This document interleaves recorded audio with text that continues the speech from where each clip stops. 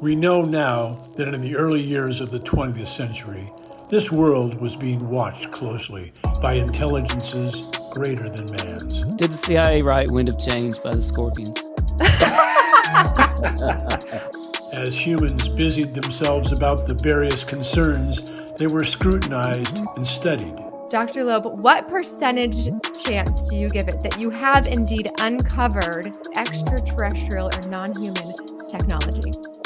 With infinite complacence, people went about their affairs, yet across an immense ethereal gulf, intellects vast and unsympathetic drew their plans against us. Prior to your abduction, did you believe in UFOs or any sort of alien life form? All things unexplained. So some of that, I think, sir, we'll save for closed session. But they continue on.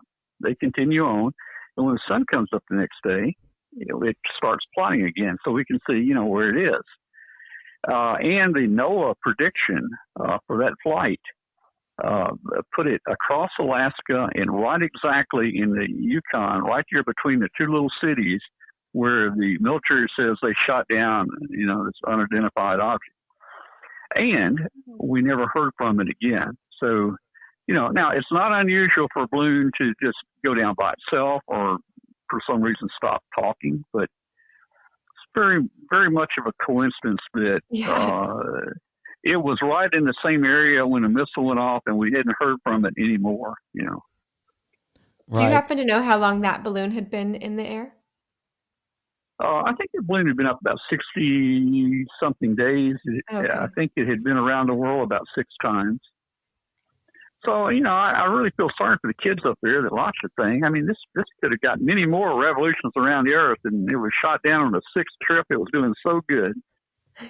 I know, But what what a a great bummer. story. I know. Yeah. And, we're talking to Tom Medlin, host of the Amateur Radio Podcast. Roundtable. Amateur Radio Roundtable Podcast. You can check that out at W5KUB.com. New episodes every Tuesday. And, wow, I'm just not sure what that says. And I'm not sure that inspires much confidence in our intelligence community, right? That we can literally log on to Tom's website and see where all their balloons are. And here we have our Pentagon and our military potentially blasting down a balloon over Alaska, over our airspace. And by the way, here's what I took away from Tom's analysis of the percent odds that it was the balloon versus alien.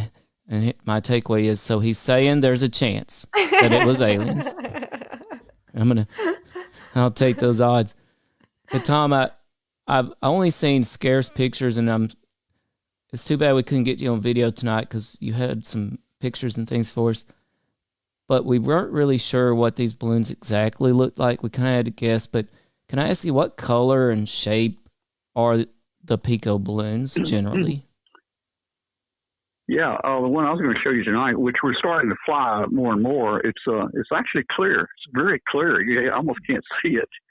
So now the one that they also make one that's aluminum color or silver color, the 32-inch that's silver.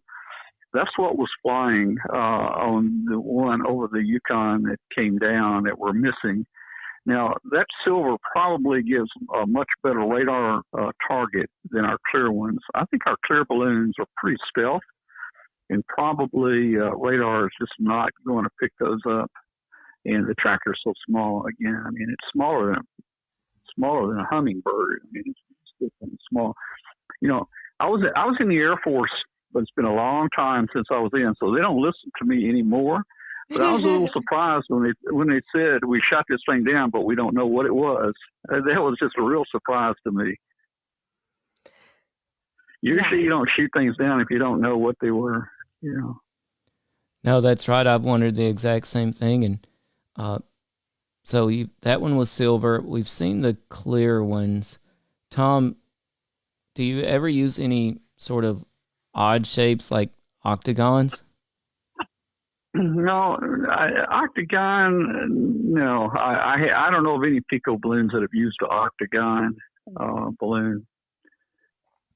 But So- then again, that could very possibly been a Mylar balloon that, a different purpose. I mean, Right. like they mentioned, it might have came from a car lot.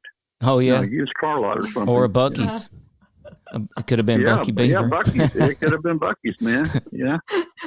We've had some All Things Unexplained trips to Buc-ee's, actually, in Tennessee, and some good I times love there. Buc-ee's. Yeah. Buc-ee's is amazing. Fantastic. Shout out to Buc-ee's. We're open to sponsorships, by the way.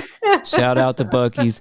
We've given you a fair amount of business. I'm just going to say that. Hey, let me say one thing about Buc-ee's. I'm just going to say one thing about Buc-ee's. If nobody knows what it is, the one in Tennessee here that he's talking about, we've stopped several times.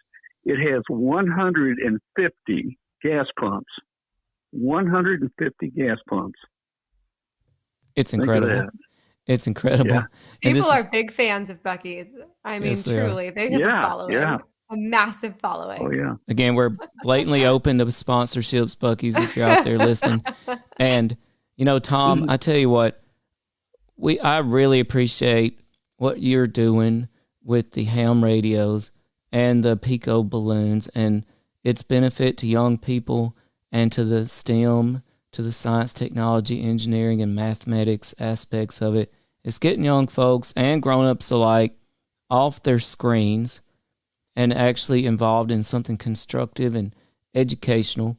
It has a wonderful purpose and a wonderful mission. It also gets young folks and grown-ups alike interacting with each other and socializing, which these days is just priceless and invaluable. And I hope everybody will check out your podcast and your website, and also check out ham radio and check out Pico balloons as a hobby. But I appreciate you, Tom, letting us dig into some of these details with you. And it's because in ufology, there's especially a tendency from the government and from the Pentagon to just deal the public general non-specifics. And at this show, we firmly believe the devil's in the details, right? Like we've had countless guests tell us, it's about the data. We can only move forward in what the truth is of UFOs with valid data. And there's only one way to find that out. And so I really appreciate you letting us dig into these details with you. Well, you're very welcome, and we enjoyed being with you tonight. Yeah, we have a few listener questions that I would love to send your way. And this is fun because I think, the idea of building balloons, like you said, with kids and what have you, would be great. So our listener, Jason Stifler, wants to know how difficult it is to build a balloon and how long does it usually take to build? Okay, well, we actually don't build the balloon itself. We finally found some after years of hunting. I need about 2 hours to explain the balloon, but I'm going to do it here in 30 seconds. I'm going to do it in about 30 seconds. The Mylar, we started flying these Mylar party balloons. Mylar it was the best material at the time because it wouldn't stretch. We got to have a balloon that doesn't stretch. You can't use latex. You can't use a balloon, like a party balloon that blows up and stretches because what happens is as it goes up, the gas expands and the balloon gets bigger. And it goes up and the gas expands, it gets bigger and bigger and bigger, and then it pops. That's the way a weather balloon works. And in fact, a weather balloon is made to pop like that. And a weather balloon lasts about 3 hours. The material is made not to stretch. Now, there's a certain amount of PSI. If you go over the PSI, it's going to pop. It's going to explode. Thanks. Like, share, follow, comment, subscribe, support. What's your hot take on Travis Taylor?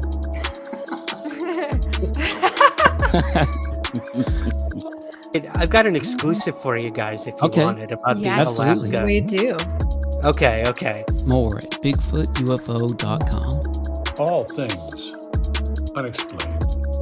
So some of that, I think, sir, we'll save for closed session.